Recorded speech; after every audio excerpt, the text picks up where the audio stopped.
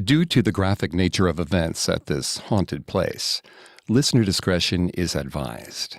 This episode includes discussions of executions, suicide, and infant mortality. We advise extreme caution for children under 13. The most haunted house in America might not be the best place to bring my 2-year-old daughter, but hey, she probably won't remember any of this, right? Toward the middle of the tour, the little one starts crying. I discreetly show myself into the next room over, the dining room. I try to calm her, but she frantically tries to push away. She wiggles out of my grasp and onto the floor. At least she stopped crying. She's always been a curious little thing, so I let her explore while I check my phone. The tour goes off into another room. I go back to my phone. A friend's post featuring her young daughter snaps me back to reality. I haven't heard a peep from the little one since she wiggled out of my arms. I briefly panic, cursing myself for letting my eyes wander, and then I hear her laughing, and my heart relaxes. I glance over to see what she's found, and I'm perplexed. She seems to be petting the air in front of her. Peculiar. Quite the imagination, I guess. Suddenly, my husband appears, panting, in the doorway. He's carrying our little one in his arms. "I found her trying to go up the stairs. Where have you been?" he asks in a concerned tone. As I try to explain myself, I point over to the corner where I swore our child just was. But the corner is empty.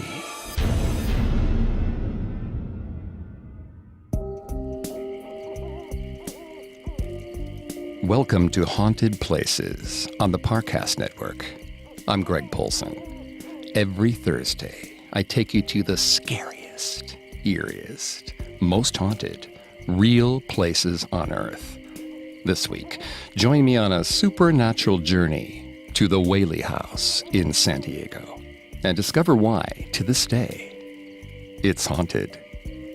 Listen to more episodes of Haunted Places, as well as Parcast's other podcasts, on your favorite podcast directory.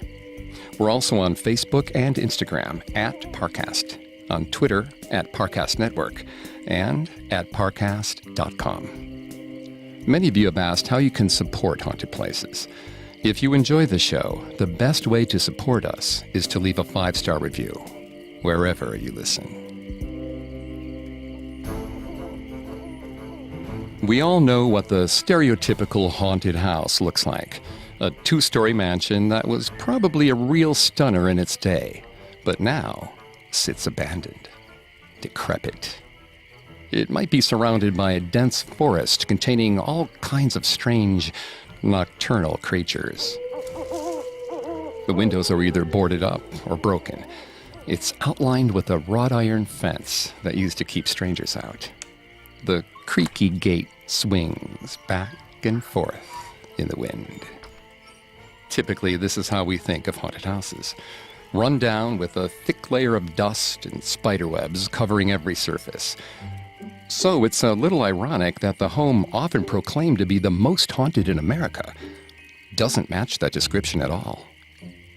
When you approach the stately 2-story home on San Diego Avenue, located in the Old Town district of San Diego, California, known as the Whaley House, you might first notice the bright white columns that line the porch.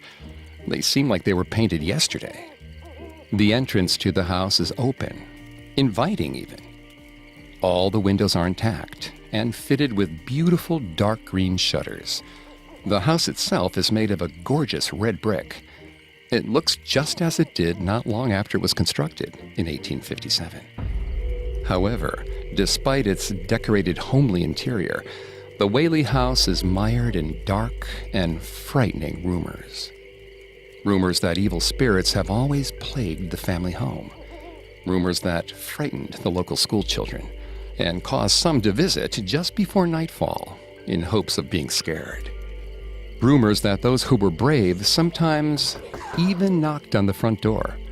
Such curious children were often greeted by a disembodied voice who whispered through a crack, "Hay espantos aquí con ojos grandes." There are ghosts here with big eyes. The voice belonged to none other than Anna Whaley, the woman of the house, who'd been dead for decades. Her ghost was only one of many, as the house was doomed to be haunted from the beginning.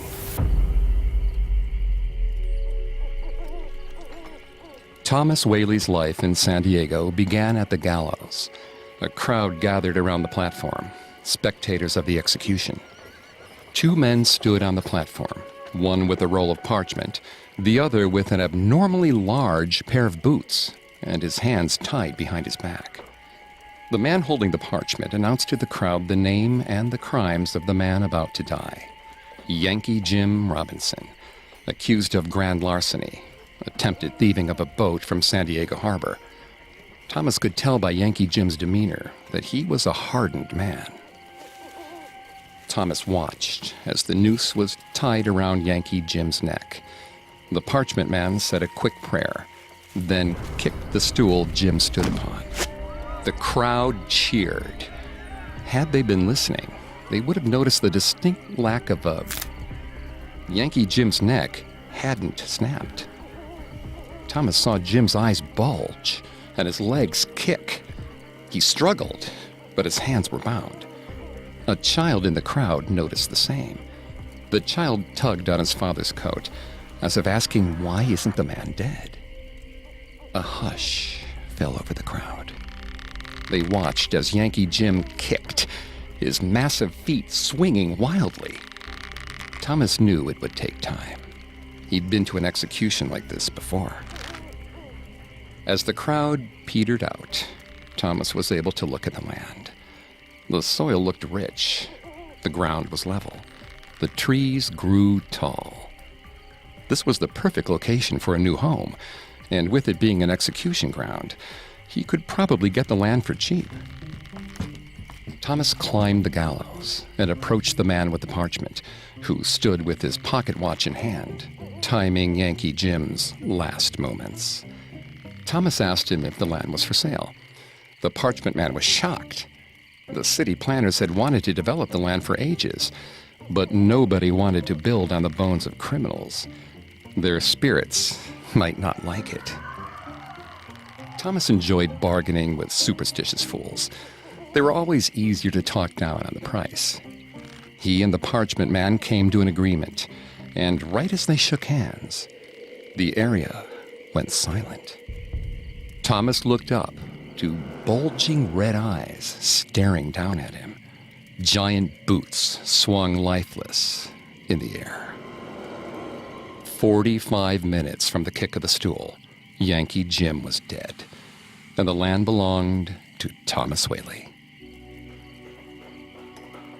5 years passed as Thomas built his dream home on the gallows site, a beautiful 2-story brick mansion, the likes of which San Diego had never seen before. Once construction was completed, Thomas, his wife Anna, and their new baby boy Francis moved in. The day was gorgeous. A breeze blew gently. The sunlight streamed elegantly through the windows, and Anna played a beautiful song on the piano. As the sun set on their first day home, the Whaleys put Francis in his crib and retired to their own quarters. Thomas's head hit the pillow, and he shut his eyes. He drifted off to sleep, dreaming about his wonderful future, in his wonderful home with his wonderful family. Thomas stirred and sat up in bed. There were steps just down the hall. At least he thought there were steps. They sounded heavy and hollow, almost sinister. Thomas jumped out of bed and rushed to the door. Nobody was there. He was sure he heard something. Someone. He grabbed a candle and made his way through the house, room by room. Nothing. He shrugged. Perhaps he'd just been hearing things. He made his way back to his room. He closed the door and got in bed. Anna stirred in a half-awake daze and asked him where he'd gone. He told her he had gone to check on Frances and that everything was fine. She could go back to sleep. Anna dozed away, and Thomas closed his eyes. As he lay drifting off to sleep, another noise popped into his mind. The creaks from the gallows. Then he knew. He knew the only thing that could make the odd sounds of those sinister footsteps were the giant boots of Yankee Jim. The huge boots marched through the night, and the sound of their stomping echoed through Thomas's mind. He couldn't rest. As the sun rose in the morning, Anna noticed Thomas looked quite bedraggled. She asked if he was okay, and he said he was fine. He always had trouble sleeping in a new home, he said. He didn't tell her about Yankee Jim and his giant boots. The thought of it made him feel like his mind was loosening. Frances's laughter brought Thomas out of bed. He went and played with his son, the second day in his new home being as beautiful and lovely as the first. His wife played her music just as well as the day before. But when he drifted off to sleep that night, they were back. He was back. No, it couldn't be him. Thomas had looked into his lifeless, bulging red eyes. The man was dead. Yankee Jim was dead. He whispered it to himself like a mantra. Thomas left his bedroom door open and climbed back into bed. As he dozed off, the footsteps woke him up again. And so it went. The sun came up and the sun went down. Every night, Thomas heard the clumping footsteps of great big boots moving outside his door. Anna asked why he was always so tired. Thomas couldn't tell her that he heard a ghost. Anna's question made it clear to Thomas that he was the only one who heard it. As time dragged on, the footsteps grew more frantic and louder, always louder and louder, as though they were embedded in the chambers of Thomas's mind. Sleep was a lost cause. All he could see were Yankee Jim's eyes. All he could hear were the boots stomping around his home. Thomas moved restlessly in the bed, and he heard Anna ask if she could play a song to calm his nerves. Thomas said, "Yes, please." The restless couple went into the parlor, and Thomas sat down in his chair. Anna told him to close his eyes while she sat down to play. He promised her he wouldn't open his eyes at all. His nerves settled. His muscles relaxed. As long as the piano played, he couldn't hear the footsteps. Anna shifted from song to song, elegantly lulling her husband to sleep. Thomas kept his eyes shut. Then, the pace of her playing suddenly shifted. It became livelier, frantic even. Something about the playing was wrong, almost completely wrong. But Thomas had promised. He couldn't stay still any longer. He opened his eyes to the most terrifying thing he'd ever seen. Anna hung suspended in the air, clutching at her throat. The piano keys were playing on their own, so intensely it seemed they might jump out of their casing. Thomas leaped to his feet and grabbed Anna's legs. He pulled her as hard as he could, but to no avail. He watched as his wife's eyes turned red and began to bulge from their sockets. "Yankee Jim, please. I'm sorry. I'm sorry. Please, please." Anna fell into Thomas's arms. As she caught her breath, they hugged each other, terrified. Anna and Thomas heard Yankee Jim walk away. Thomas could sleep, and Anna could play her piano. But every once in a while, the footsteps would come back. and Anna's bulging eyes came rushing back into Thomas's mind. Before building his San Diego home in 1856, Thomas Whaley did not believe in ghosts. But shortly after moving in, Thomas claimed to hear the footsteps of Yankee Jim on a nightly basis.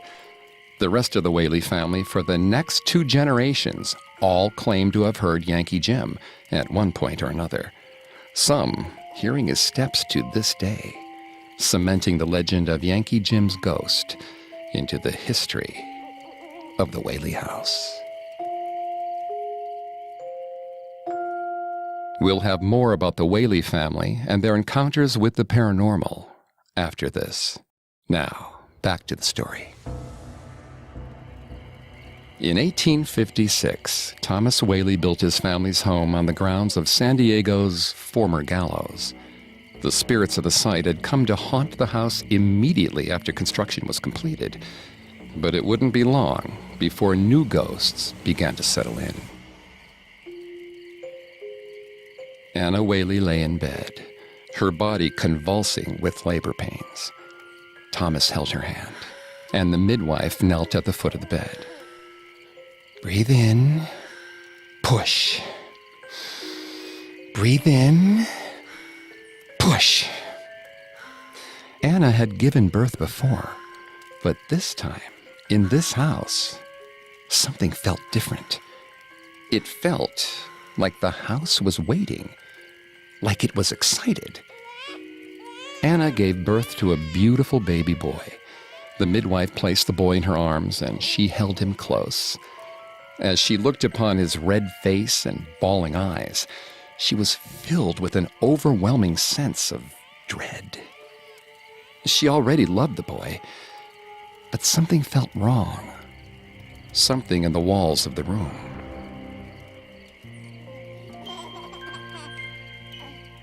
They named the child Thomas after his father. Thomas Jr. had a cheery disposition, and his older brother Francis immediately took a liking to him. Francis loved playing with his brother. He would cover his face and vanish. Peekaboo, he'd reappear. Thomas Jr. and Francis laughed endlessly. Sometimes Thomas Sr. would join in the fun. Peekaboo, peekaboo. Anna watched them play. She saw her family's joy, but she couldn't bring herself to smile with them. Some days, when the weather was nice, Anna would take her sons for a stroll in the park. The sun was out, a breeze would blow, and she would look at Thomas Jr. and feel nothing but warmth. His smile and his eyes shone straight to her heart, and she'd hold him close. When the sun began to set, they'd head back home. She would feel grand about a day well spent, until she turned the corner on the road and saw her house. The red bricks looked sinister upon the backlight of a falling sun. As she approached the building, Junior would grow quiet in her arms. She'd look down and see he was not asleep, only quiet. And in that silence, she could no longer picture a future for him. She talked to her husband about her worries for their son. She wanted to move, find a new house, escape from the bricks, those terrible bricks that whispered her son's name and seemed to pulsate with wicked desire. Thomas Sr. would hear nothing of the sort. The family had just built the house. Perhaps she could send Junior to be raised by her sister. Then he would be safe. Thomas Sr. thought that was foolish. Thomas Jr. would be raised by his own parents. That's the way it had to be. Anna felt trapped. Every time she looked at those bricks, they sent her into a frenzy. They pulsated and closed in on her, forcing her into a terrible claustrophobic fit. But she had no other option. Her son would be raised by his father and mother. She tried to ease her worry with logic. She didn't have any concrete reason to leave. Whatever sense of dread she felt was just a feeling, and feelings pass. Slowly, she started to believe her own rationalizations. Months went by, and Thomas Jr. grew. He scooted, then crawled, then stumbled, his first steps easing Anna's worry into the forgotten past. She began to smile, and when she brought Thomas Jr. home from the park, those red bricks looked less sinister. For the next year, she watched Junior closely. He seemed fine. The family was fine. Everything was fine. But one night, Anna was awoken from her slumber by Junior crying. She walked to his nursery and picked him up out of his crib. She cooed and hushed, trying to calm him down. But his tears didn't stop. She lit a lantern to get a better look at him. But she wished she hadn't. Thomas Jr.'s face was bright red and pocked with sores. His forehead burned to the touch, and Anna knew this was the end. She set her son down in his crib, sat in the corner, and began to cry. Thomas Sr. came rushing into the room, and upon seeing his son, he insisted that he fetch a doctor. Anna told him to save himself the effort. The boy had scarlet fever. The house had finally decided to claim him as its own. Thomas Sr. told Anna not to give up hope. He ran out the front door, saddled up his horse, and galloped into town in search of a doctor. But it was all in vain. As Anna cried, she watched Junior's kicking legs slow to a rigid lack of motion. She saw his mouth close and his eyes lose their shine. She saw him die. But his crying didn't stop. Thomas Sr. returned with a doctor in tow. The two men rushed into the nursery, and the baby went silent. The doctor declared Junior dead. The Whaleys buried their son the next day, hoping to put him to rest. Thomas Sr. was racked with sorrow, and Anna was too. But she had always suspected this day would come. She left the wake early to keep from scaring the friends who were attending. As she approached her home, alone, she heard something coming from the nursery window. The bricks around the window frame seemed to vibrate with the noise. Anna rushed inside and moved toward the nursery door, the crying getting louder and louder as she approached. The walls themselves resounded with the crying, and a damp red trickle streamed to the floor, like the pus from Junior's sores. Severely disturbed, Anna grabbed the doorknob and turned it slowly. She pushed the door open, and it stopped. She walked around the nursery, looking at his toys and clothes and crib. He was gone. The walls were still. She stepped back into the hallway and shut the door behind herself. The baby's wail started right back up. She closed her eyes and took a deep breath in. She opened the door, and it stopped. She stood in the doorframe thinking, peekaboo, peekaboo.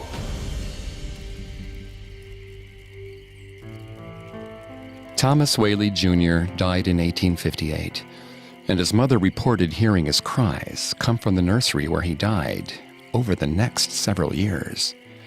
Some of his siblings also reported hearing the cries of a young boy echoing through the house, and visitors to the Whaley house have heard his pain as well. We'll return to the tragedies of the Whaley house after this. Now, back to the story. After Thomas Jr.'s death in 1858, Anna and Thomas had their first daughter, Anna Amelia Whaley. For Amelia's sake, Anna implored Thomas to move the family somewhere else, somewhere safer. Thomas refused again. His general store in town had been doing good business, and it was hard to justify moving.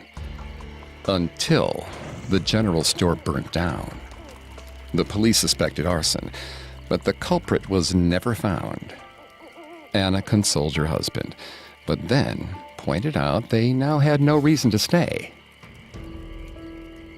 The house lurked as it was put on the market, and it watched its builders leave as the Whaleys moved to San Francisco. Realtors showed the house to prospective buyers.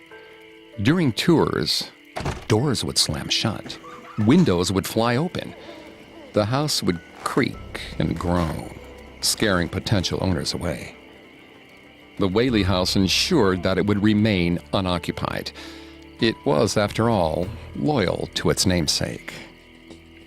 Strangers walking by at night would look in the windows and see a ghastly tall man hanging from the ceiling, or a red-faced toddler pressed against the glass. Most sped up their pace. There were some who looked at the house and felt a rumbling in the ground. The house gave off a menacing aura. It longed for the family of its origins, and it called the Whaleys back. In 1868, the Whaleys' new home in San Francisco was crushed by a major earthquake. It was the strongest earthquake the Bay had seen in decades, seemingly powered by a deep malevolence that most could not explain. But during the disaster, the Whaleys felt something deeper in the earth. They felt the call of their true home. In 1868, the Whaleys returned to San Diego and their menacing brick building, with 3 more children in tow: George, Corinne, and Violet.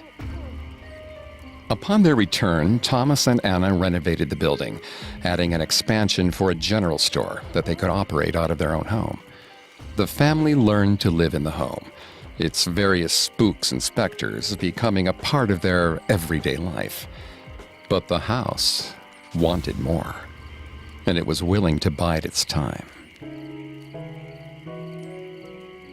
By 1881, the house had stood for 25 years, and Violet Whaley had grown old in her home.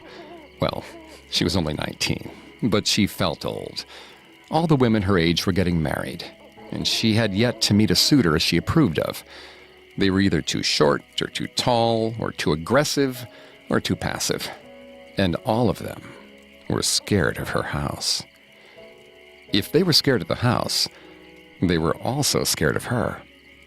She had grown up in this house, and its past was her past. Nothing could ever change that. Every afternoon, she worked in the general store, hoping for a man to arrive who was undaunted by her presence. This one wouldn't look her in the eyes. This one had a ring on his finger. And this one smelled like a drainage ditch. She moved some items from shelf to shelf, wondering if a man would ever come to take her away to a new and wonderful life. She placed a can of beans on the top shelf, then turned around to see a tall man waiting at the register. Strange, she hadn't heard him come in. She approached the counter, and he looked at her. His eyes were deep and piercing. He seemed like someone who could know her before she spoke a word. He introduced himself as George T. Bertolacci. She was smitten. The two began to talk. Then they took to courting. And the whole time, he was undaunted by the history of her home. He found the spirits fascinating and began to speak to them as if they could talk back. Violet found his willingness endearing, and they quickly got engaged. After only a few weeks, the two were wed. Violet's parents lavished the couple with gifts and paid for them to honeymoon in San Francisco. Looking up at George as they explored the city their first day, Violet caught herself asking, "How did I get so lucky?" The morning after their arrival, Violet stretched in the bed, reaching out to embrace her husband, but found only a pillow instead. The bed was empty, and so was the hotel room. Her husband, their honeymoon savings, their train tickets, and all of her jewelry were missing.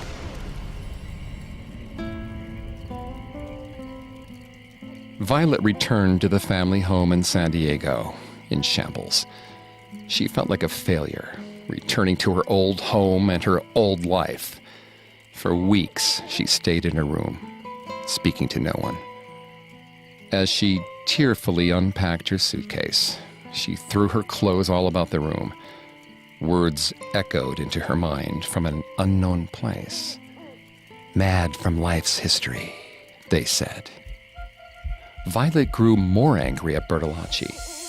Just thinking about his name made Violet want to hurt somebody. She wanted to rip off her wedding ring and throw it into the harbor. Except when she looked down, she saw her ring was already gone. Wanting a new chance at love with her husband missing, Violet filed for divorce. Her divorce was scandalous, despite the circumstances surrounding it. Violet was humiliated, and her reputation ruined. She retreated further into the isolation of her childhood bedroom. One night, Violet found herself unable to sleep. As she shook from her tears, the walls shook with her. Then, the walls stopped. They pushed in, urging her to move. She stood up and followed their pulse into the hallway, hearing a calm whisper emanate from the walls. Swift to death's mystery. She passed by her father's study, lit by the pale moonlight that spilled from the window, and paused. A strong pull urged her into the room. She passed a hand along the smooth wood of her father's desk, littered with papers, pens, and a plain wooden box that she had never seen before. She picked it up to examine it and noticed it was locked. Violet searched her father's desk for the key, desperate to see what the box contained. Unable to find the key, she peered into the lock. Smoke trickled from the opening and began to wrap itself around her hand. Moaning whispers seemed to stream along with the smoke, saying, "Glad to be hurled anywhere, anywhere, out of this world." She dropped the box and let it clatter upon the ground. She bolted from the room, terrified of what she'd just witnessed. But her mind soon returned to thoughts of the box. She whispered the box's words back to the walls. Anywhere, anywhere. For the rest of the night, and for weeks after, the box consumed Violet's every thought. Every time she passed her father's study, those visions of brutal vengeance re-entered the forefront of her consciousness.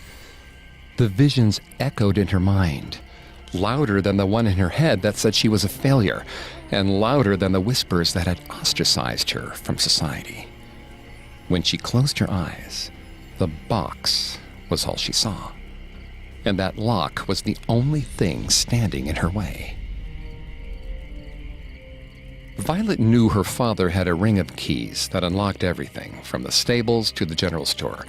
Surely it contained the answers she so desperately sought. One evening, she snuck into his room to find it. She tiptoed around the bed, her eyes landing on a large coat in the corner of the room. She felt pulled to the coat and searched the pockets, and found the keys. She made her way back to the box, her mind racing through the possibilities, chanting to herself, anywhere, anywhere. Something in her heart told her that the box held the secrets she needed to close her wounds and heal her heart. She opened the box, and the visions came rushing back, clearer than ever before. The world would shake as she did, and retribution would be hers. The box held all the answers. She needed to be alone, so she took the box outside. Nobody would bother her in the outhouse. She sat on the wooden seat, chanting with the box, glad to be hurled anywhere, anywhere, out of this world. Her father asked if she would be out soon. He needed to use the outhouse. "No!" she yelled through the outhouse door. Thomas busted down the outhouse door to find Violet slumped over on the seat, blood pouring from a hole through her heart. Thomas reached down to pick up the revolver and a note left by Violet, containing lines from the Thomas Hood poem, Bridge of Sighs. Mad from life's history, swift to death's mystery, glad to be hurled anywhere, anywhere, out of this world.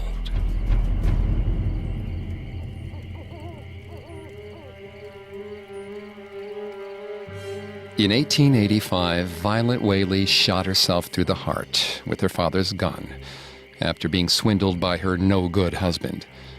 Her father found her dying in the outhouse, but many people have found her spirit wandering the main house to this day. The Whaley family found the Whaley house inescapable, even after death. Thomas, Anna, and most of their children continued to haunt the place. They're joined by passers-by and executed criminals like Yankee Jim. If you visit the Whaley house today, you'll likely encounter at least one of its ghostly residents. Even the family dog, Dolly, might lick your hands or play with your children. The Whaley house has been declared the most haunted house in the nation, and it's no surprise to those who have visited. The bricks, the general store, and all the remaining Whaley artifacts allow the Whaley house to appear much as it did in the 1800s. The former specters of the Whaley house await those who are brave enough to enter through the front door. Just be careful. Once you enter, you may be unable to leave.